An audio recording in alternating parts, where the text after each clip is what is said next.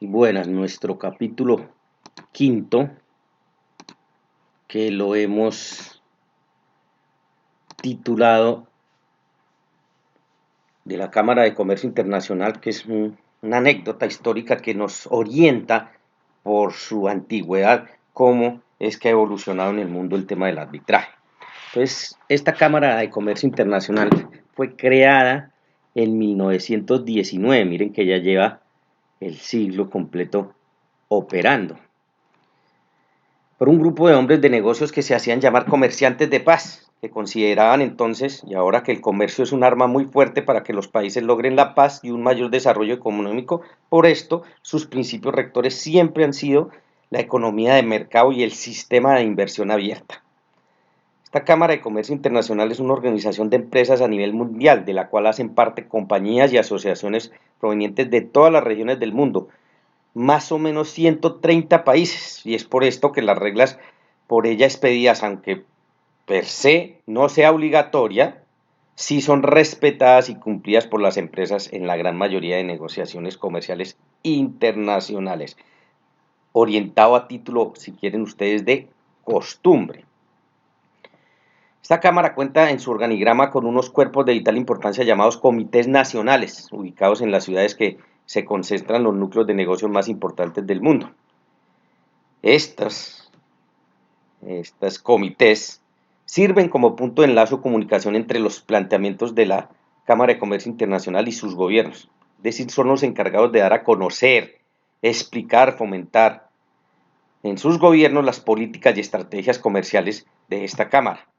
Del mismo modo, sirven de conexión entre las compañías y asociaciones miembros de la Cámara de Comercio Internacional y este grupo, ya que el Comité Nacional ubicado en determinada región deberá mantener actualizada a esta institución de las observaciones y prerrogativas manifestadas por dichas compañías y asociaciones miembros. Todo un tema de investigación permanente de experticia.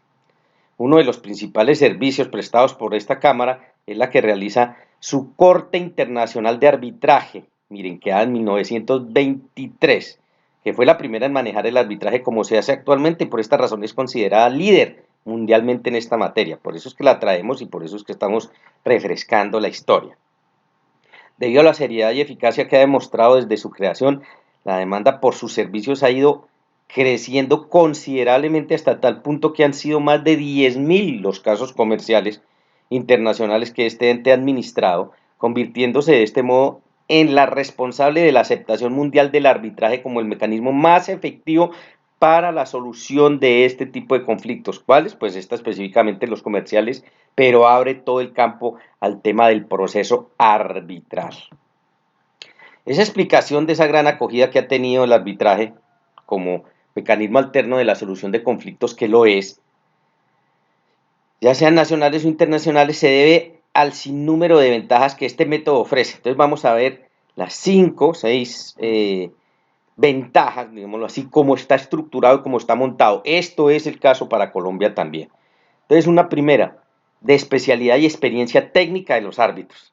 Entonces, las partes tendrán la posibilidad de elegir a los árbitros que estimen convenientes de acuerdo con sus conocimientos especializados sobre la materia en conflicto, ¿no? Especialidad, lo que permite que el proceso sea resuelto en un menor tiempo y que la decisión sea realmente congruente con la realidad, sin perjuicio de las normas de independencia, claro, códigos que regulen el comportamiento de esos árbitros.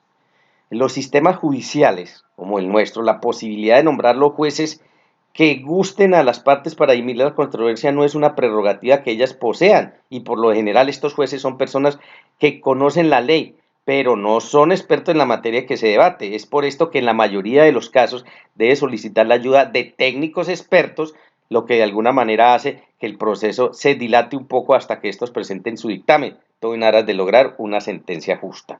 Está refiriéndose al caso de los jueces interviniendo en todo tipo de actividades en las cuales pues no pueden ser expertos y no lo son. Y viene todo el tema de medio de prueba, dictamen pericial, claro, y el dictamen pericial pues redunda en un tema de mayor tiempo, en un tema de mayores costos. En cambio aquí, llevando árbitros que son verdaderos peritos, expertos en el asunto o caso que van a tratar, pues se logra un gran beneficio. La celeridad y la economía. Erróneamente se consideraba que llevar un conflicto ante un tribunal de arbitramiento era extremadamente costoso, debido a que, entre otras cosas, a los honorarios de los árbitros. Pero la experiencia ha demostrado que la lentitud con lo que se ha manejado un proceso en una corte judicial, debido, entre otros factores, a la congestión, como pasa a nosotros aquí en Colombia, ¿no?, que sufren sus despachos, hace que las partes pierdan mucho dinero. Claro, tienen que dedicar todo un pool de abogados, un cuerpo, una oficina jurídica a un proceso de 10, 15 años. Entonces, ahí pues era lo que se consideraba erróneamente, que de alguna manera el arbitraje era costoso por el tema de honorarios de los árbitros. Un proceso interminable que, mientras dure, no le ofrece ninguna certeza a las partes en conflicto, haciendo las costas se leen muy por encima de los previstos para un proceso arbitral. El arbitraje, como fue concebido, es un mecanismo que le permite a las partes solucionar su controversia de una forma rápida, sin estar sujeto a un sinfín, claro, de apelaciones, y en general no solo apelaciones, de recursos y maniobras como las que desafortunadamente existen en Colombia en vía judicial, y por eso es que se entorpece tanto y son tan largos los procesos acá. Neutralidad. Durante el procedimiento arbitral, ambas partes son iguales. Entonces, el ejercicio del equilibrio, ¿cierto? Ninguna tendrá una posición privilegiada de control del proceso sobre la otra. Ambas estarán situadas en pie de igualdad. Principio de igualdad que se propone también para el tema de administración de justicia, pero pues que en muchas ocasiones no se logra, ¿no? En el arbitraje manejado por la Cámara de Comercio Internacional, las partes de común acuerdo elegirán el idioma en que se llevará el proceso, la sede del mismo, el ordenamiento jurídico sustancial a aplicar, y en caso en que las partes no lleguen a dicho acuerdo, la Corte será la que dispone, impidiendo de este modo que una de las partes se imponga sobre la otra, atribuyéndose ventajas parciales. Entonces mire que lo deciden absolutamente todo, digamos en el estricto rigor, ¿no? Y existen, pues, tanto el idioma, la sede, los mismos árbitros y la normativa, o en general las fuentes de derecho a utilizar. La confidencialidad, cuarto, la confidencialidad a las deliberaciones hechas ante el tribunal arbitral, así como a sus audiencias, no tendrá acceso el público, solo las partes tendrán conocimiento de lo expresado en ellas. Del mismo modo, todos los escritos y comunicaciones serán dirigidas únicamente a las partes.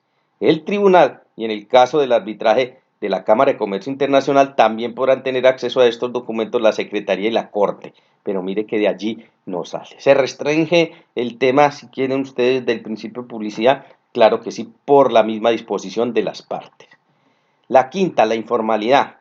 El objetivo del arbitraje es solucionar el conflicto. Muchas veces en los sistemas judiciales tradicionales el fondo es sacrificado por la forma. Sí, pasa mucho, ¿cierto? Dándole prioridad a ritos sin ninguna función sustancial y cuya única razón de ser, muchas veces en su permanencia en el tiempo, abstrayéndose así la finalidad del proceso, que se traduce en lograr una solución satisfactoria del conflicto. Sucede mucho en Colombia, ¿no?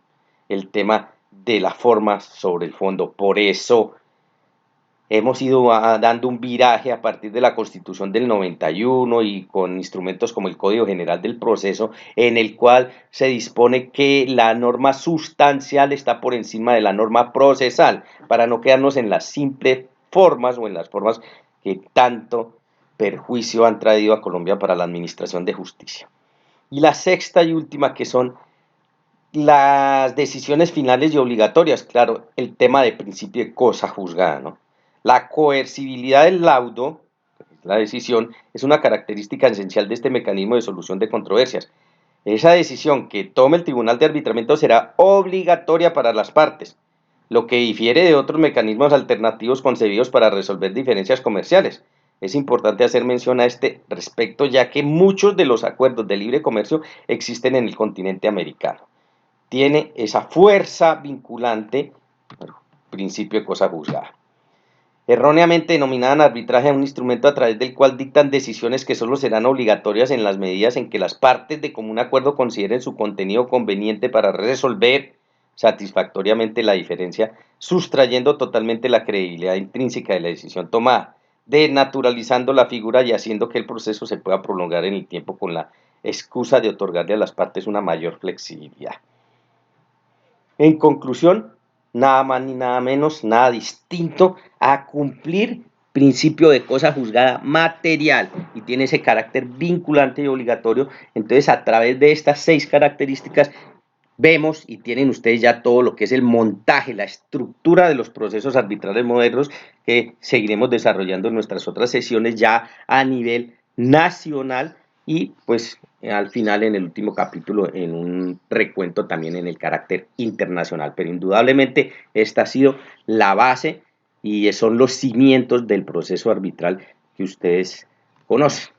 De tal manera que este capítulo queda entonces revalidado. Continuaremos en nuestra próxima sesión.